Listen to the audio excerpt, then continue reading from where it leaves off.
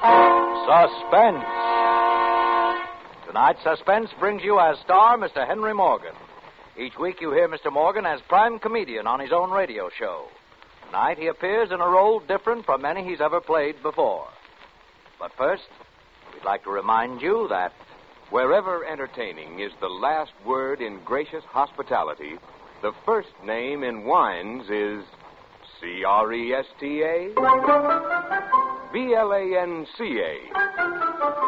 Cresta, Blanca, Cresta Blanca, Cresta Blanca. That's Cresta Blanca wines. And for the knowing tongue, Cresta Blanca has created two rare California sherries. Dry Watch, a delightfully pale dry sherry that's the perfect prelude to dining. And Triple Cream, the magnificently mellow sherry that won the gold medal at the California State Fair. Yes, when you pour Cresta Blanca, Dry Watch, and Triple Cream, you and your guests enjoy the best. Shenley's Cresta Blanca Wine Company, Livermore, California. And now, Shenley brings you radio's outstanding theater of thrills, Suspense. Presented by Roma Wines. That's R-O-M-A. Roma Wines of Fresno, California. And starring Henry Morgan in Dream Song, a suspense play produced, edited, and directed for Shenley by William Spear.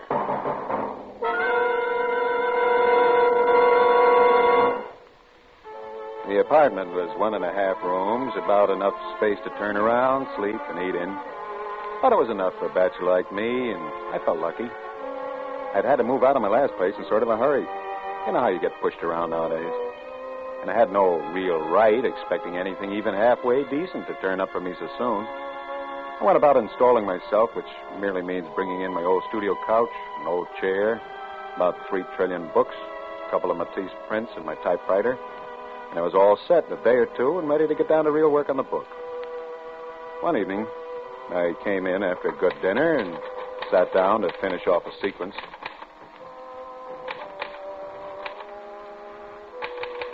It wasn't writing easy. I felt that I was getting off on a tangent. I was going 1,000,000 miles away from what I wanted to say, and it annoyed me.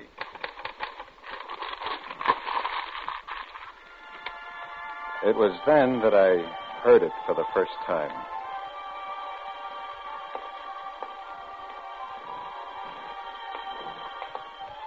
It was coming from the next apartment, and coupled with my bad writing, it was very annoying. I tried to ignore it, but that couldn't be done. I got up and walked around the room a few times. That didn't help any. So I sat down and tried to write again. But I was tough, and the right words came like water from a closed faucet, and then the music stopped. And it was suddenly very peaceful. I felt my mind settle down. I started once more. There, it was going along pretty well now. I was thinking clearly. The phrases were right. The mood was good. The dialogue. And the thing started up again. I yanked the paper out of the machine and tossed it into the wastebasket. I was through for the night.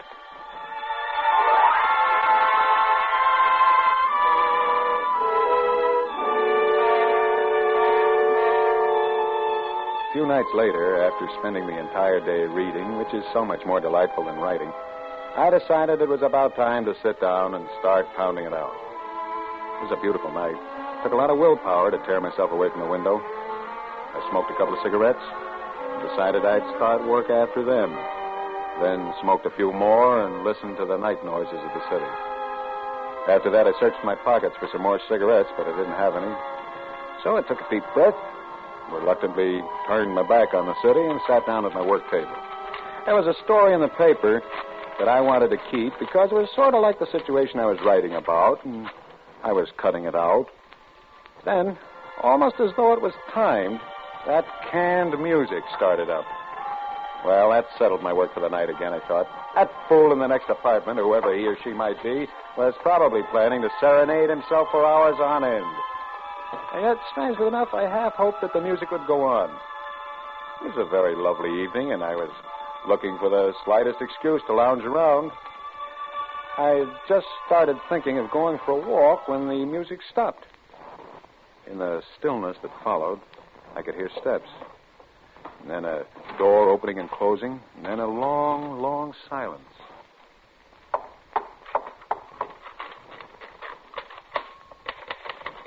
Then I was back at my typewriter, and everything was fine. The words were coming right from my brain to my fingers, and as I wrote, I could see the next line, and the next.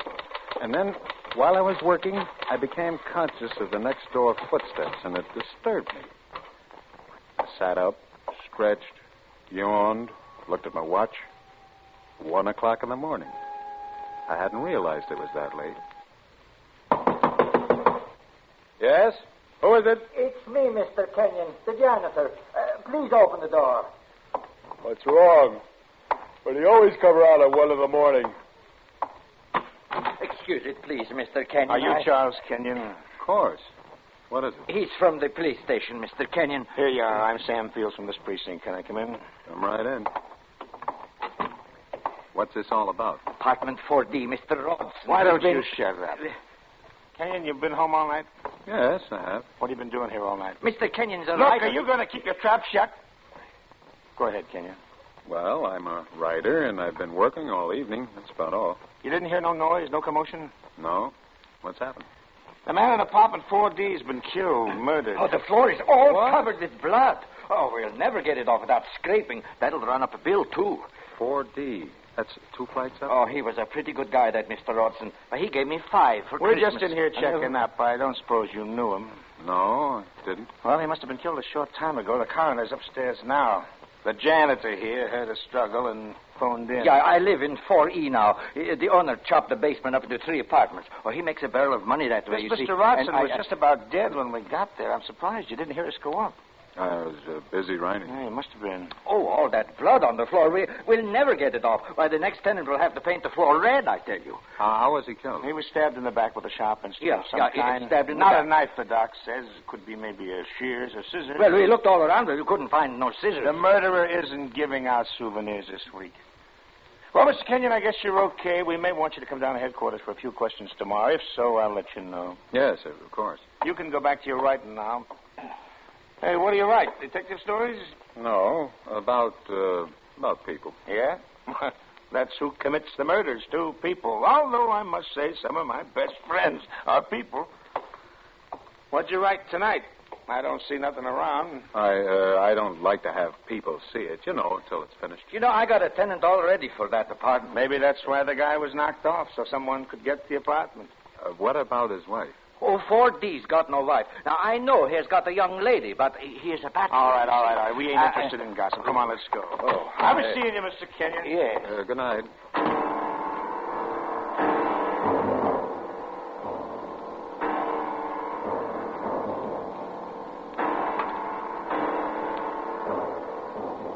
One night, a week after that, I was lying in bed trying to sleep. I don't know why I couldn't sleep. I'd been working hard all day. I was dead tired. My legs felt heavy, but my brain, instead of feeling dull, was sharp and alert.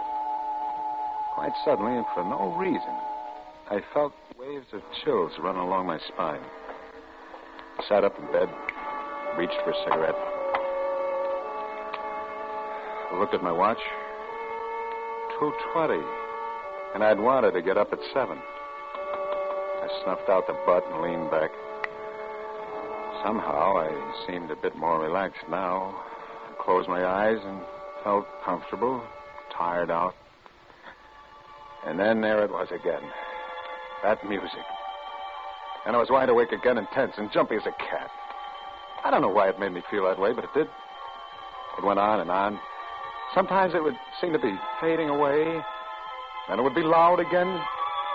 And then fade away. I crouched beneath the covers and drew the pillow over my head. That was better. I could still hear it, but it wasn't so bad. And it seemed to get farther and farther and farther away. And I was so tired. Exhausted by now.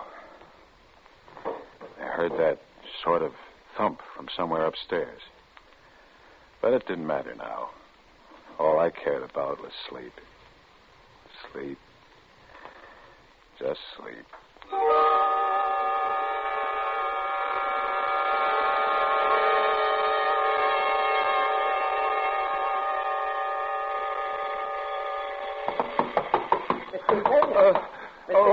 What was Are that? you all right? Of course I'm all right. Just a minute. I'm still in bed.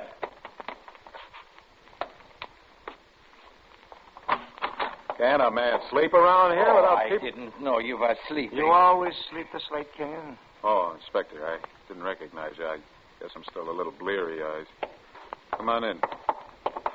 I ask if you always sleep this late. 12? Guess it is late. No, I don't usually, but I couldn't get to sleep last night. Last night. Shut up. Kenyon, do you know the guy who lives upstairs? That was Mr. Blackwell, the lawyer. I'm sorry, I don't. I don't know anyone around here. I do my work, that's all I know. Look, you asked me these questions the last time you were here. Yeah, I know, and I'm asking him again. Mr. Blackwell, he's been killed. Killed? Upstairs? Yep, killed the same way. Floor just filled with blood, just like 4D. Well, last night I did hear something. Hmm? I didn't think it was anything then. It was just a sound, like a table or something falling over from upstairs. There was no table falling. What time do you think you heard it? A little while after I went to bed. A little after 2 a.m. Mr. Blackwell divorced his wife 5 months ago. She was such a nice woman. Coroner says death took place around that time. You didn't hear anything else, did you? What? I said, did you hear anything else? Anything else? Anything else? That music. But I couldn't tell him about that. I couldn't tell it to a detective. Or that terrible feeling I had when I heard it. It would sound silly, crazy. Yes. Did you hear anything else? No, I didn't hear anything else. I went to sleep right after that, and I didn't wake up until you rang the bell just now. Mr. Blackwell gave me a 10 for Christmas, but he never smiled. He was a very We've sad been man. checking up to see if everyone else is all right. Has anyone else? No. Just this guy above you. I guess we got some sort of maniac operating in this area. Well, he tries to get me. He's going to get a big surprise. I got a license to carry a gun. I got a good gun, too. My son brought it to me from Germany. Well, now, don't go shooting the tenants just because they don't pay the rent. Everybody pays the rent here. Oh, did you ever see a guy with no sense of humor? Well, this whole thing doesn't seem particularly funny. Well, don't you worry about it, Mr. Kenyon. You've got the whole police force protecting you, so don't worry about it at all. Well, I'll probably be seeing you. So long. So long. Goodbye, Mr. Kenyon. Oh, Mr. Torsten, will you stay a moment? I'd like you to do something for me. Why, sure. Mr. Torsten, you seem to know a good deal about everyone in the building. I don't snoop around. Oh, I'm the janitor. I just see them when other people don't see them. I know. I didn't mean it that way. I just want to ask you a question or two. This Mr. Blackwell who was killed, he was living alone, wasn't he? Yeah, like I told you, he was married, but his wife moved out. Do you know it's harder to take blood off the floor than it is from the walls? You can paint the walls, but the floor has to be scraped and sanded. What about my neighbor to the left, next door? Oh, 2E? Well, I don't know too much about him. I just seen him once. He never bothers me. His name is Williams. Has he got a phonograph? Oh, yeah. Got lots of records for the phonograph, too. I seen them when they put the telephone in. That was the only time I was ever in his place. I see. Well, thanks a lot, Mr. Torsten. Oh, that's it. Well, say, thank you, Mr. Kenyon. And if there's ever any time you ever want anything, don't be afraid to ask. No, I won't be afraid. No, I won't be afraid.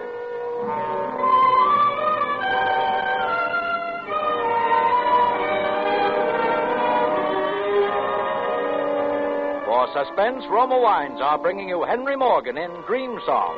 Roma Wines' presentation tonight in radio's outstanding theater of thrills, Suspense.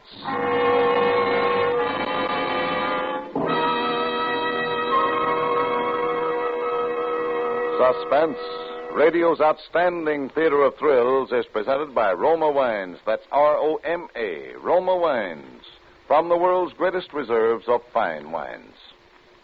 This is the season when the air is clear and sharp, the kind of weather to whet appetites to razor keenness. Well, here's an easy, inexpensive way to make the plainest food taste like a chef's masterpiece. For family meals or when guests come to dinner, just serve a delicious Roma California table wine, such as robust Roma Burgundy or delicate pale gold Roma Sauterne. You'll be amazed how much these delicious Roma wines add to your mealtime enjoyment. Now, the simplest, most economical meals take on new glamour and flavor goodness. Remember, there's a better tasting Roma wine for every occasion, for every taste. Yet it costs little to enjoy this taste luxury. So always serve Roma wines. That's R-O-M-A. Roma wines, America's favorite wines. And now Roma Wines bring back to our Hollywood soundstage Henry Morgan, starring as Charles Kenyon, with Wally Mayer as the inspector and Joseph Kearns as Torsten in Dream Song, a play well calculated to keep you in suspense.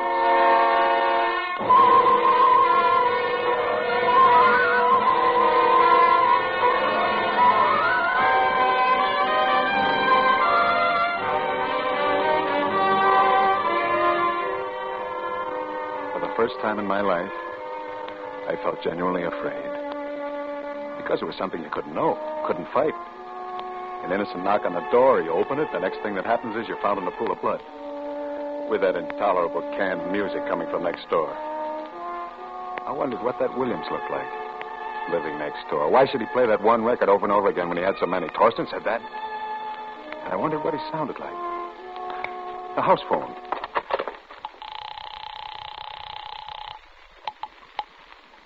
Yes, Mr. Kenyon? Give me Mr. Williams' apartment, 2E. The music started. That meant he was in, and I could find out what he sounds like.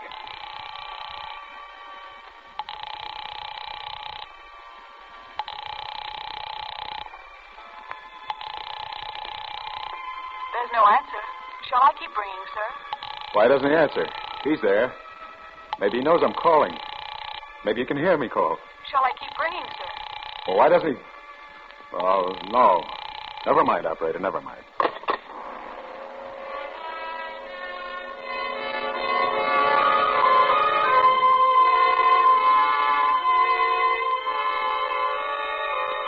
I was certain that Williams had heard me call him on the phone. Had been, as a matter of fact, waiting for me to call. From that day on, I left peace of mind behind. I thought of moving, but there was no place to go.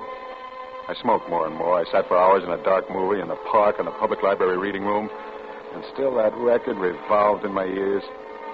If only I could get to know who this Williams was. If I could get to see him. If I could get to observe him somehow without his observing me. I was in the park when I thought of it. I could see our windows from the park. I hurried home. I searched in a drawer for my one war souvenir, my German liberated binoculars. Powerful 8x50 Zeiss field glasses. There they were, still dusty. I wiped them with my shirt, went back downstairs to survey the terrain.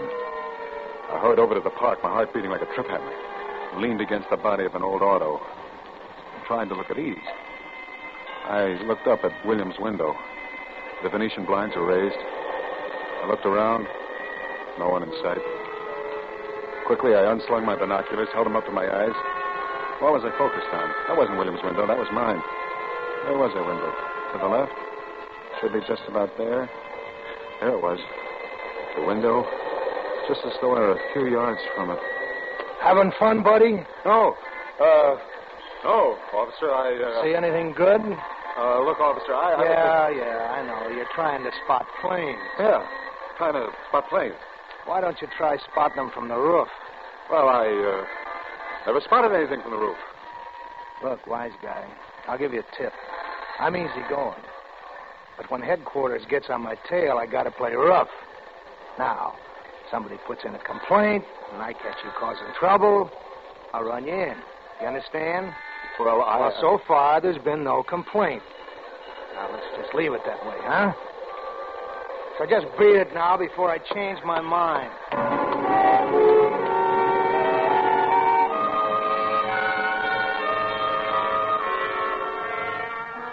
For 2 days after that, the thought of that cop catching me with the binoculars made me tremble. I found my hands shaking when I lit a cigarette. Couldn't eat. I knew that I must find some way to reassure myself about Williams or I'd lose my mind. One morning, after I'd spent a sleepless night listening and watching, the music went on. My plan was to wait till the music stopped. Possibly then Williams would go out. And as soon as he left, I'd slip out and follow him. I waited while that music ground out, that metallic sentiment squeezed out through a loudspeaker. 9 o'clock. 9:30. 10 o'clock. 10:30. My head started to go round and round like the record under the needle. 11 o'clock. The music still kept on and on and on. Suddenly I sat up quickly, looked at my watch. 3 o'clock. I'd been sleeping, but the record, it was still...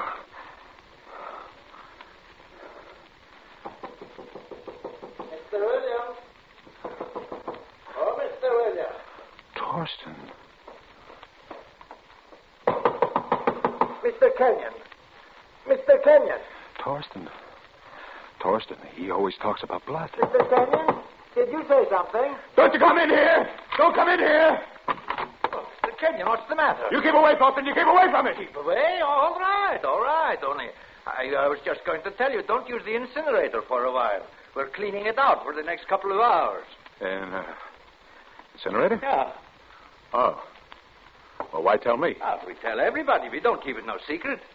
Mr. Williams, too? He pays his rent.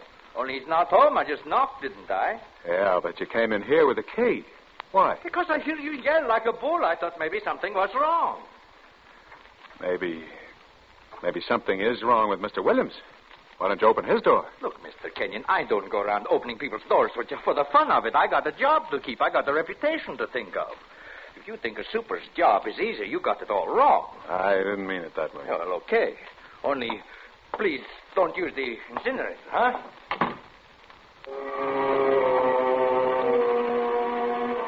Why did Williams' record stop just before Torsten knocked? Why didn't he answer Torsten's call? He wanted privacy. Privacy to play his record. Every day for the next week, that music played at the strangest hours. It became a personal message to me. I was next. Get ready, Kenyon. You're next to have the floor of your apartment scraped, the walls done over. Many times I thought of calling the police. But what good would that do? No one would believe me just because of a record. No one would believe me without some proof. That was it. Proof, something that would stand up in court before a judge, before a jury. Yeah, but before I could get that, he might creep into this room. Slowly, quietly, while I was asleep, while I was in that bed, helpless as a child. Hour after hour, I walked the streets trying to think, to reason my way out. Yesterday, I sat huddled in a chair all day. The music didn't play at all. About 7 o'clock, I went out for something to eat. In the evening paper, there was an item that could be the basis for a good short story. And when I got back, I started to clip it out. And then I got my nerves again. I locked the door. I went to both the windows. I locked one window. Then I went to the other one. Wait a minute. This window was the window with the fire escape. Whose window was that on the other side of the fire escape? It was his window. William's window. I stared at it as though I were hypnotized. The light was on. That meant he was home. Maybe I could crawl out on the platform, peek in through the window. Maybe I could get a look at him. As I was thinking these thoughts, the music sounded. And I started to sweat. Cold, icy sweat. I started to close the window, but I caught myself, and I pushed it back open. With the palms of my hands wet, I climbed up on the window ledge, and I crawled out on the fire escape. And I made my way along the iron bars as silently as I could. And the window was just in front of me. And I felt my throat go dry, and I leaned my head over to try to look in. I swallowed hard and tried to keep my body concealed. The Venetian blinds were drawn all the way, but they were slanted in such a way that permitted me to see inside. I craned my head forward and looked. It was dark inside, but I could make out the living room and the phonograph large cabinet machine. There was a couch. And there was a man. And it seemed as though he was dancing, swaying to the music. And it kept getting louder. And he kept coming towards me. Nearer and nearer. Must have seen me. I couldn't move. And he kept coming nearer, moving in the shadows. Nearer. Nearer. Ah!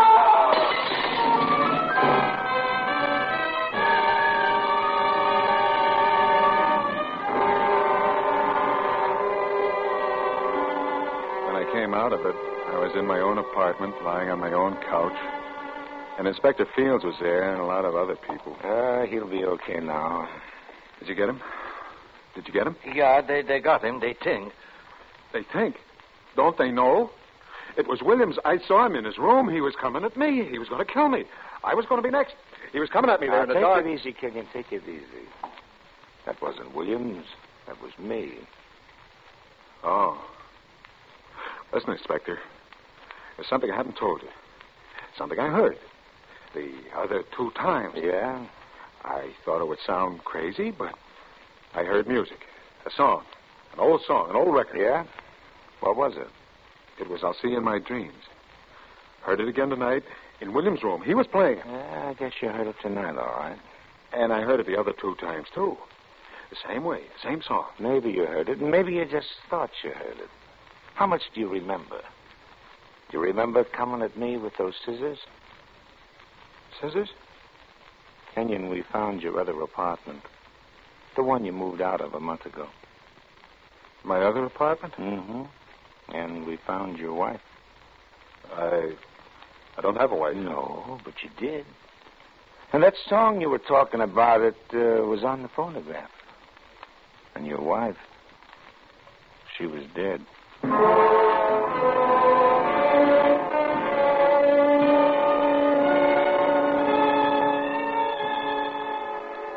They made me talk to a doctor today. Hallucinations, he said. Hearing that song that way, I sort of remember Alice. She was playing a record, and I was clipping something out of... Well, I don't know what to believe, because I thought the song was real, and the woman, the dead woman, I thought that was a dream, just a bad dream. They wouldn't hang a man for a dream, would they?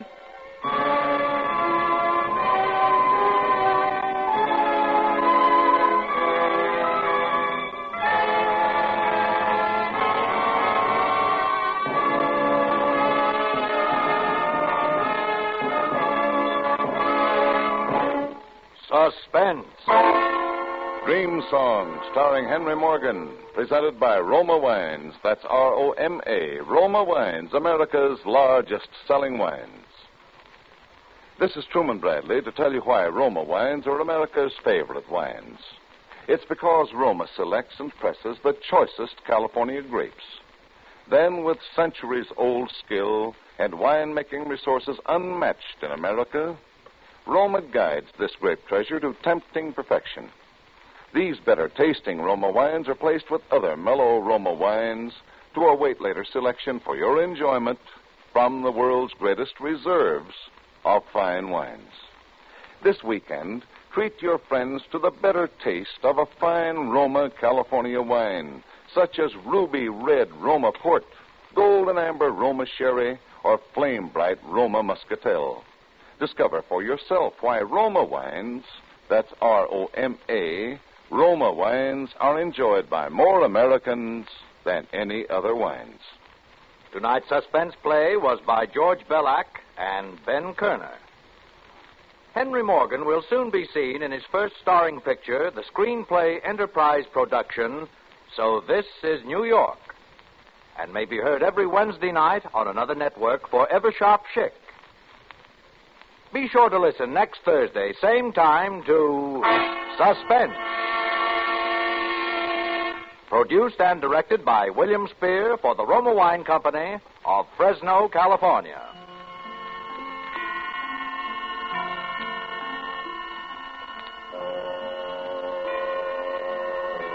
This is CBS, the Columbia Broadcasting System.